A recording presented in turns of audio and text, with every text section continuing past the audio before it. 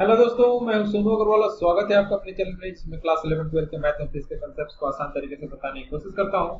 दोस्तों, इस वीडियो में हम लोग एक्सरसाइज 5.8 करने वाले हैं।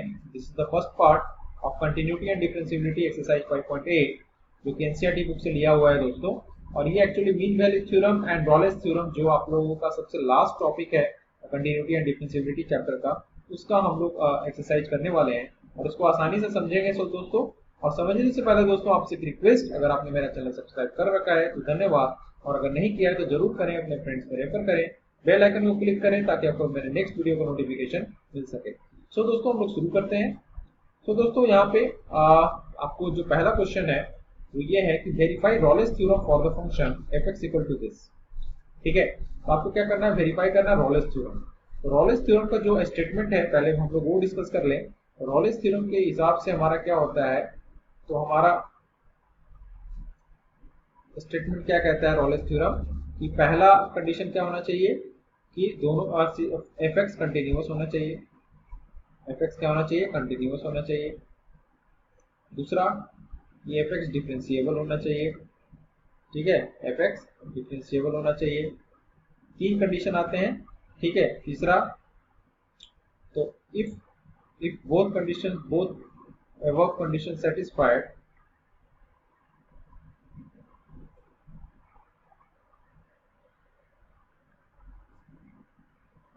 देन ऑल्सो थर्ड कंडीशन जो है कि F of A is equal to F of B होना चाहिए। मतलब फंक्शन का वैल्यू ए क्या है, स्टार्टिंग पॉइंट, और बी क्या है, एंड पॉइंट, जहाँ पे फंक्शन डिफाइंड है। मतलब इंटरवल मेरा ए बी रहेगा। ठीक है, तो F of A must be equal to F of B. और ये दोनों कंडीशन सेटिस्फाई होने के बाद ये तीसरा कंडीशन भी सेटिस्फाई होना चाहिए, एफ ऑफ ए और एफ ऑफ बी दोनों इक्वल होना चाहिए। ठीक है, तो देन बाय रॉलेस थ्योरम आप क्या लिखते हो कि F dash C must be zero where C belongs to open interval A B. ठीक है, तो आपको सी एक ऐसा पॉइंट मिलेगा जो ए बी के, मतलब जो जिस इंटरवल पे डिफाइंड है आपका फंक्शन, उस इंटरवल के बीच में ही कोई पॉइंट सी मिलेगा जहां पे उस फंक्शन का डेरिवेटिव का वैल्यू जीरो रहेगा। ये कंडीशंस आप लोगों ने पढ़ा है रॉलेस थ्योरम में, और इसी को हम लोग वेरीफाई करने की क्वेश्चंस दी गई है। ठीक है, तो हम लोग स्टेप बाय स्टेप लेते हैं। तो देखिए दोस्तों, क्या करना है, सिंपल है।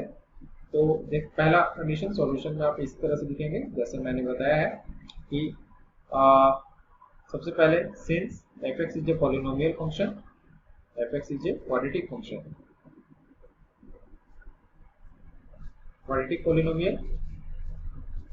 ठीक है, क्वाड्रेटिक पॉलिनोमियल तो obviously therefore it is continuous as well as, sorry ऐसे लिख देना, continuous in closed interval A b और differentiable in open interval A b होता है। ठीक है, तो इट इज कंटिन्यूअस इन -4 से 2 अकॉर्डिंग टू, मतलब एक्चुअली पूरे रियल नंबर के लिए कंटिन्यूअस होगा, लेकिन जहां पे डिफाइंड है तो ऑब्वियसली वहीं तक देखेंगे हम लोग, -4 टू, एंड डिफरेंशिएबल इन -4, 2। ठीक है, इस तरह से लिख लेंगे तो कंटिन्यूअस एंड डिफरेंशिएबल हो गया, दोनों कंडीशन मेरा वैलिड है। ठीक है, now also F of -4, F of -4 क्या होगा, -4 का होल स्क्वायर प्लस 2 इंटू -4 -8, ये आ जाएगा दोस्तों 16 और -8, 16 माइनस 16 -8 -8, 16 16 जीरो। ठीक, और फिर आप निकालोगे, इसको मैं मिटा रहा हूँ, और एफ ऑफ बी होगा एफ ऑफ 2, एफ ऑफ 2 यानी 2 स्क्वायर प्लस 2 इंटू 2 -8, ये भी देखे दोस्तों जीरो आ जाएगा। Therefore f of -4 is equal to F of 2, hence Rolle's theorem is verified. क्या लिखोगे, रॉलेस थ्योरम इज वेरीफाइड। इतना आसान है दोस्तों, hence Rolle's theorem is verified, therefore there exist C belongs to -4 से 2, -4 से 2 such that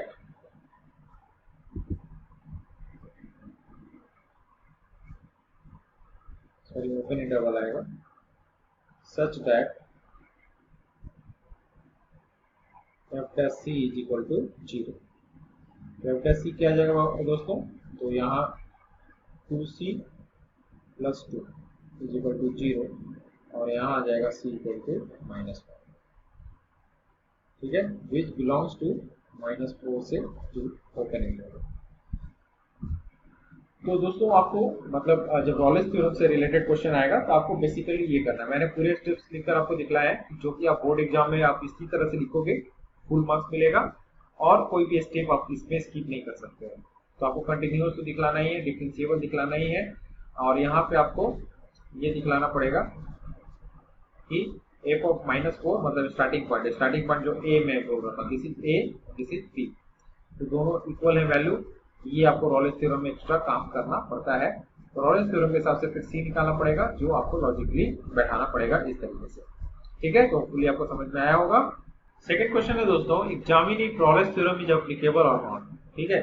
इस तीनों टाइप में आपको एग्जामिन करना है कि रॉलेस थ्योरम वेरीफाइड होगा कि नहीं, एप्लीकेबल होगा कि नहीं, और can you say something about the converse of Rolle's theorem from this example. तो क्या आप कुछ कह सकते हैं रॉलेस थ्योरम के कन्वर्स के बारे में इन सब एग्जांपल से।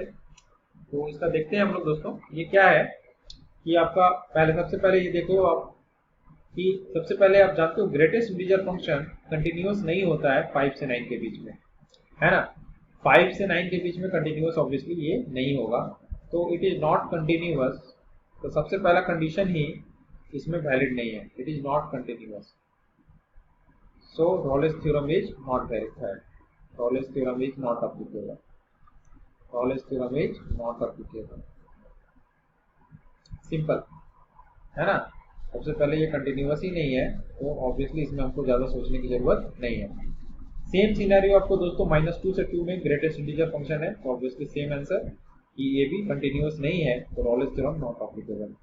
लेकिन जहां तक थर्ड क्वेश्चन की बात आएगी, तो थर्ड क्वेश्चन में देखो यहाँ पे क्वाड्रेटिक इक्वेशन है, तो obviously it is continuous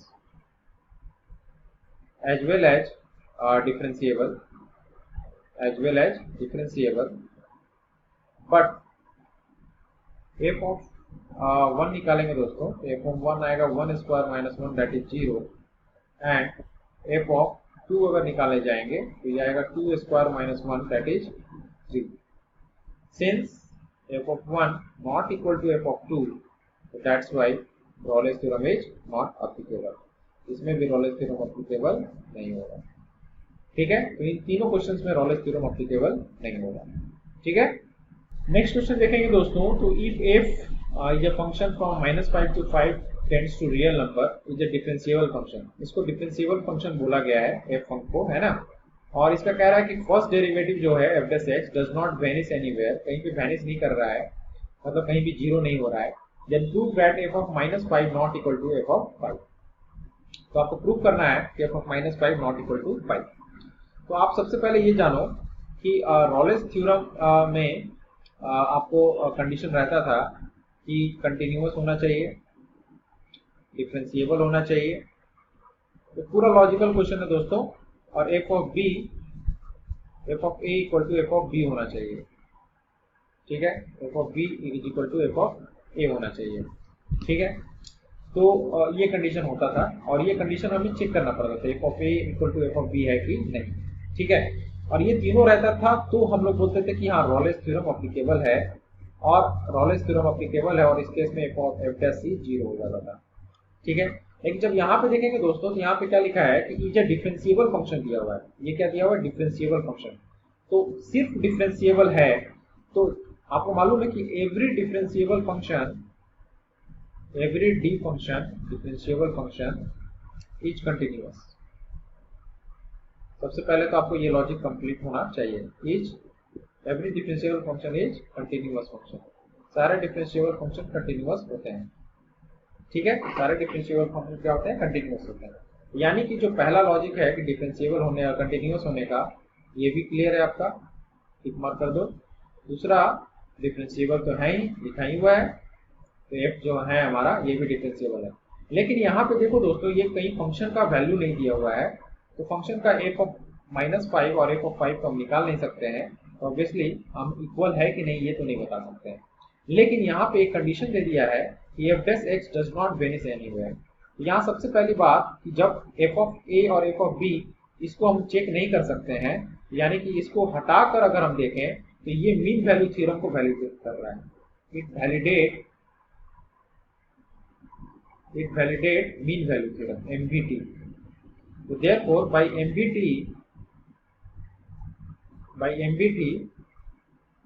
f dash c is equal to क्या लिखते थे, f dash c is equal to f of b minus f of a बटा b माइनस a। ठीक है, आपको मालूम है मीन वैल्यू थ्योरम में क्योंकि कंटिन्यूअस और डिफरेंशिएबल होना ही ये कंपलसरी है कि मीन वैल्यू थ्योरम को वैलिडेट करें। ठीक है, तो मीन वैल्यू थ्योरम से क्या होता है कि f डैश c यानी obviously c belongs to open interval a b। इसमें आप देखो a और b क्या है दोस्तों, a और b क्या है, तो a है आपका इस केस में a है -5 और b है आपका 5। दूसरा चीज कह रहा है कि कहीं पे भी ये वैनिश नहीं कर रहा है, f डैश x कहीं पे भी नहीं, कहीं पे भी मतलब जो रेंज दिया है -5 to 5 इसमें कहीं पे भी वैनिश नहीं कर रहा है। मतलब f dash obviously x is not 0 anywhere between -5 से 5। इसका कहने का मतलब यही है, f डैश x नॉट 0 है तो देयरफॉर f डैश c भी कहीं पे भी 0 नहीं होगा। इसका मतलब क्या है कि f of -5 minus f of -5 upon 5 minus of -5 should not be equal to 0। इसको सिंप्लीफाई करेंगे, ये आ जाएगा f of 5 minus f of -5 should not be equal to 0 और this implies that f of 5 should not be equal to f of -5। ठीक है, तो इस तरीके से आप बोल सकते हो कि f of 5 और f of -5 दोनों इक्वल नहीं होंगे, और यही आपको प्रूव करना था दोस्तों कि f of -5 is not equal to f of 5।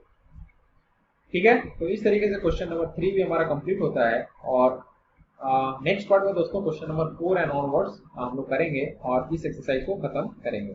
ठीक है, till next video, thank you, have a nice day, do subscribe my channel, refer to your friends, bell icon को क्लिक करें ताकि आपको मेरे नेक्स्ट वीडियो का नोटिफिकेशन मिल सके। Thank you.